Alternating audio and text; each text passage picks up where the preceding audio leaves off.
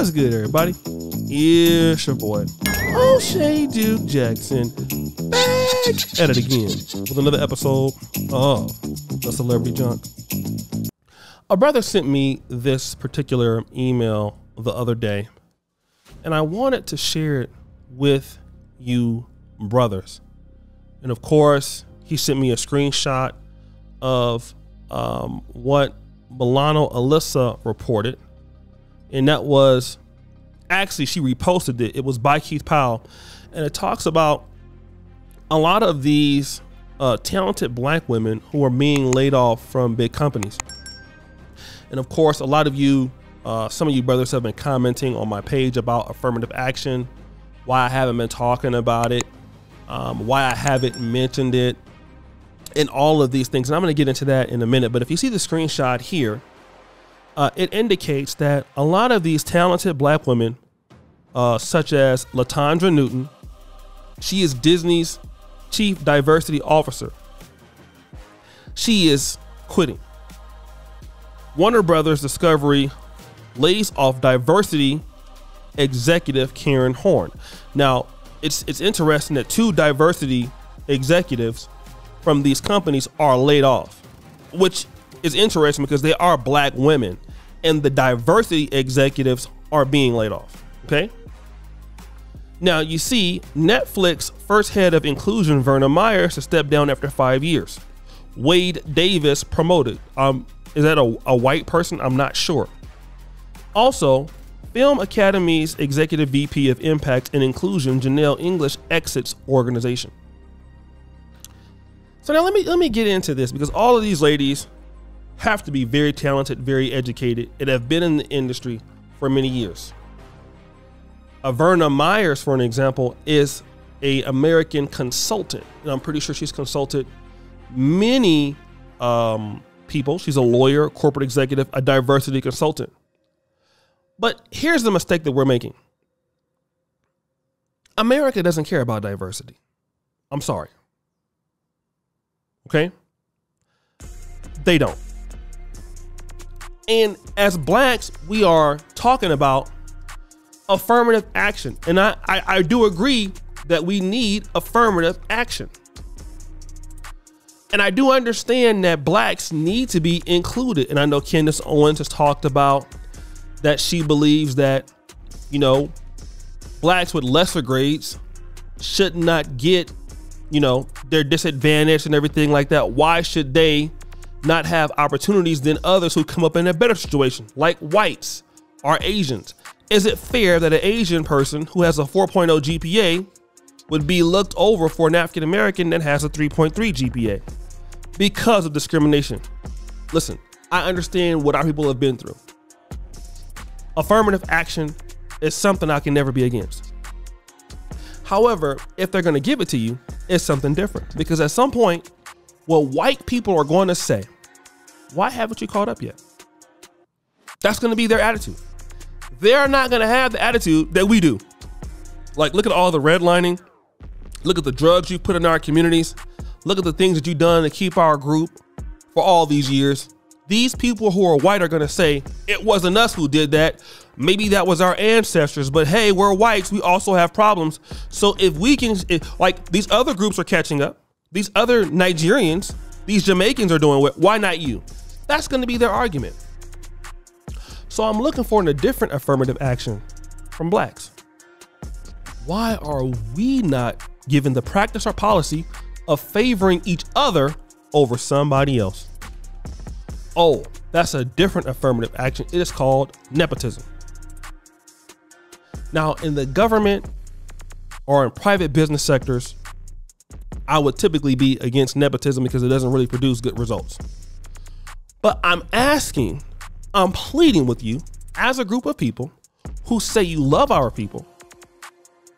We have to be affirmative towards each other. And the action is we need to favor ourselves, because just because you're employed by Disney, just because you are employed by Netflix and you are a diversity expert, that position they made up just for you, that position they don't find any real value in that, as it makes money for the company. You're an expense. What we need to do is developing our own thing like we used to. The Chitlin circuits was our own thing. The Negro League Baseball was our own thing. Ice Cube with the 3-on-3 is our own thing. That's us. Blaxploitation movies, if you want to call it that, is our own thing. The black church is our own thing. Those economies are our own thing. And that's the only way you can have something. You cannot depend on corporate America moving up through them, and then when you get fired, trying to be begging, let us be a part of it. We got to at some point say, we don't care. We don't care.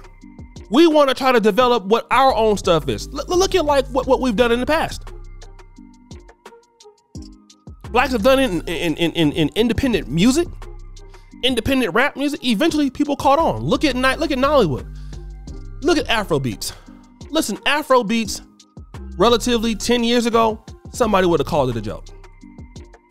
Same thing with Amapiano. I love Amapiano and Afro beats. But the reason is when you look at Afro beats, okay, it is all over Africa, all over the black world. Amapiano, they have Amapiano parties here in Uganda all the time, and it is crazy. It's great. They sell out, their DJ sell out. The culture is everywhere. And they made it their own. Nollywood, they developed their own stuff. Then people got behind it. Yeah, we want to deal with you. We want to deal with you. Of course you do. Everybody wants to deal with you when you're winning. We got to understand that they don't want us there at a certain point. At a certain level where they don't want us there. We got to be okay with that they don't want us there. They want us to develop our own stuff.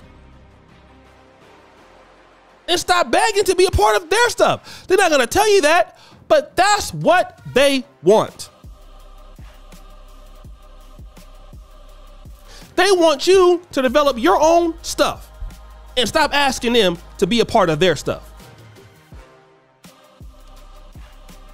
That's what's happening.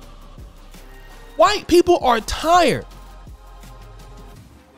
of black people asking to be a part of their things in their mind. They're not going to come out and publicly admit that, but they are. And we need to be okay with that. We've been trying to do that for years and it has not worked. It doesn't work. Guys, at certain points, we gotta think about, look, we're not gonna sit here and ask you all the time or demand from you, give us reparations, give us affirmative action. I get that that's a great conversation to have, but let me tell you right now, I've been actively working in the black community online, in person. I've been working with governments in Africa. I've been doing crazy things. I've been doing some interesting things with the black community online and in person. And man, I've gotten so much further working with brothers and sisters in the black world, the African American community, the African community. Man, listen, it's so much demand. I can't get it all. Just working with you guys has saved me. It has really made purpose to my life. And oh shit, there's more opportunity. I don't have time to beg them. I'm affirmative towards our group. Then once we get affirmative toward our group, we will have more power to then get reparations. It will be easier. I believe we can do both at the same time, but the affirmative action that we're upset about, it teaches us be affirmative towards yourself. That's what the gays do. The Jews do that. The Jews are so affirmative. Once you offend them, they make you go towards their business class, forces you to go to their religious and their educated class to be educated. Shout out to Brother George Macon for that. Then they force you to apologize. Then they come back and make you beg because they practice those group economics. That's what the Jews do. So we have to understand that we got to be affirmative ourselves. You're going to get more anyway. Your schools will look better. Your neighborhoods will look better. You will have more voting blocks and all of that. But once we start doing that, it will take care of the other thing. We will win on both sides. So these independent sisters here are being laid off because they don't have no protection in these companies. A lot of black people brag about working in white companies and all, and I get it, you know, corporate. I love Apple and I love my Microsoft and all of that, but these are not your people. All right, we have to develop our communities for ourselves. So guys, what do you think? It's your boy O'Shea Duke Jackson, back at it again with another episode of The Celebrity Junk. Appreciate you for all you do. Hurry the bell. I'm out.